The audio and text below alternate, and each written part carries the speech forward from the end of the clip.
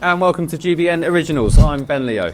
Now imagine a world where your wallet becomes obsolete. No card numbers, no PIN codes, just you, your face and your hand becoming the key to your financial transactions.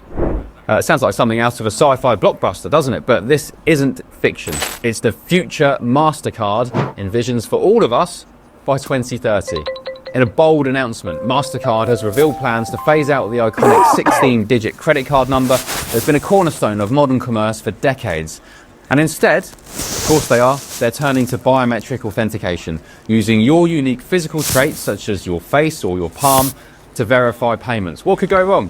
By the end of this decade, Mastercard's vision is that your body will be all you need to pay for groceries, book flights, or shop online. This announcement is part of a broader shift in how we think about money and security in an increasingly digitized world. But what does this mean for you, me, and society as a whole? Well, let's break it down. For decades, credit cards have been at the heart of global commerce. They've made life easier for billions of people all around the world. But as technology has advanced, so too have the threats to our financial security. Last year alone, 2024, global card fraud reached staggering levels, with billions lost to cybercrime. Data breaches exposed sensitive card details from some of the world's biggest corporations, such as Marriott, Ticketmaster, and even major retailers weren't spared. So this isn't just an inconvenience, it's an absolute crisis. Because every time you swipe or tap your card at a payment terminal or enter your details online, you're exposing yourself to potential fraud. Criminals are getting smarter and even more sophisticated each and every year. This escalating crisis has pushed companies like Mastercard and Visa too to rethink how we pay and how we protect ourselves. Their solution? Biometrics. Your fingerprints, your face, even the palm of your hand, combined with advanced tokenization technology. So how does that all work then? Biometric authentication is simple yet incredibly powerful.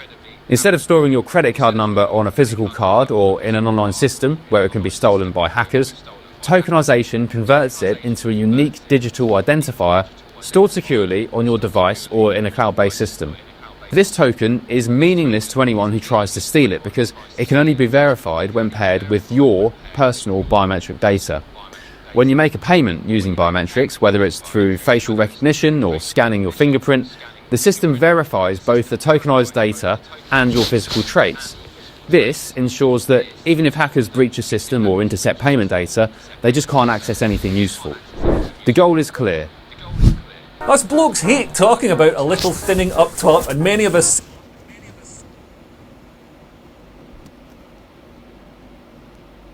systems while making transactions fast. I did today.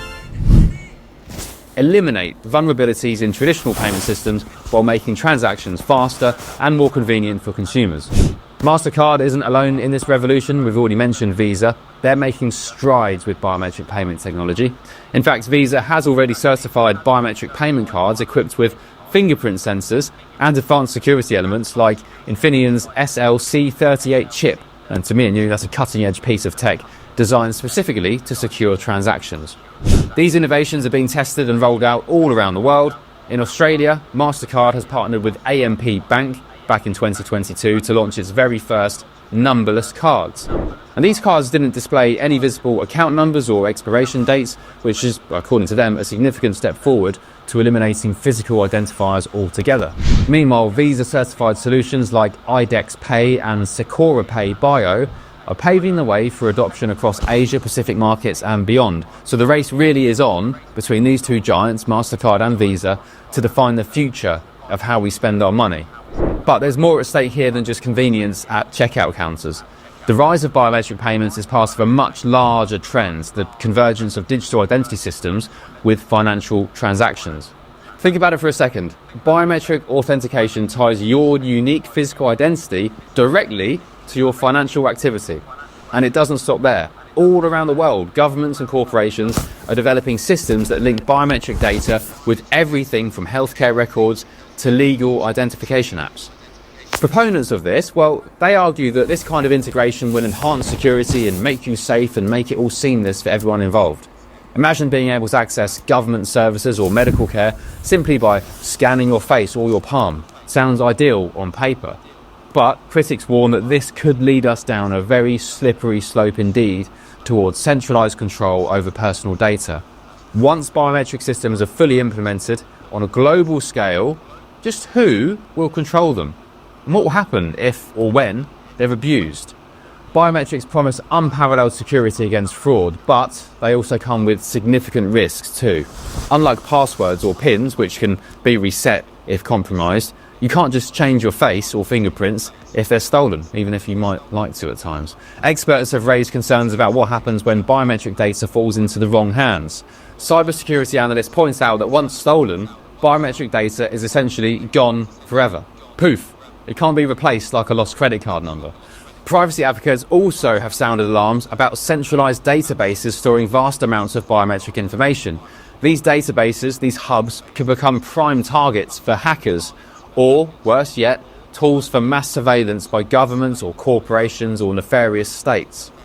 The risks are real, but so too apparently are the benefits, because surveys show that over 80% of consumers are willing to use fingerprints instead of PIN codes for high-value transactions because they see biometrics as faster and more secure than traditional methods. So despite privacy concerns, many people are excited about the prospects of ditching their wallets altogether and just scanning your face on a screen or putting your palm on a screen. The idea of waving your hand or scanning your face at checkouts does feel futuristic and undeniably convenient. Some consumers love the idea because it eliminates fumbling for cards or remembering passwords or PINs during busy moments. Others though, including me, I have to say, they remain skeptical about whether these systems will truly protect their data in the long run.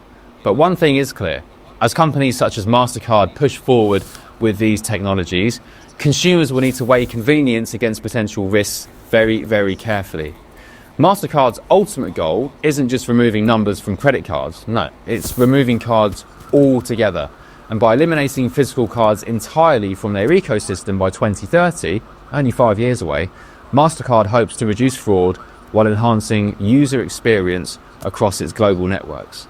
But this shift also raises very serious questions about choice and control. Will consumers like me and you still have alternatives if we don't want our bodies tied directly to payment systems? Or will they eventually be forced into adopting these technologies, whether they like it or not? And as we approach 2030 and potentially say goodbye to physical credit cards altogether, the question isn't whether biometrics will dominate payments, it's how this transformation will reshape society as we know it. Will these technologies make transactions safer? Or actually, will they really just expose us all to new vulnerabilities? Will they empower individuals? Or will they centralize control in ways we can't yet foresee? One thing is certain: the future is coming, and it's coming fast, and it's written, apparently, on our palms and faces. Thank you for watching. This has been Ben Leo. Don't forget to subscribe to GB News YouTube for much more.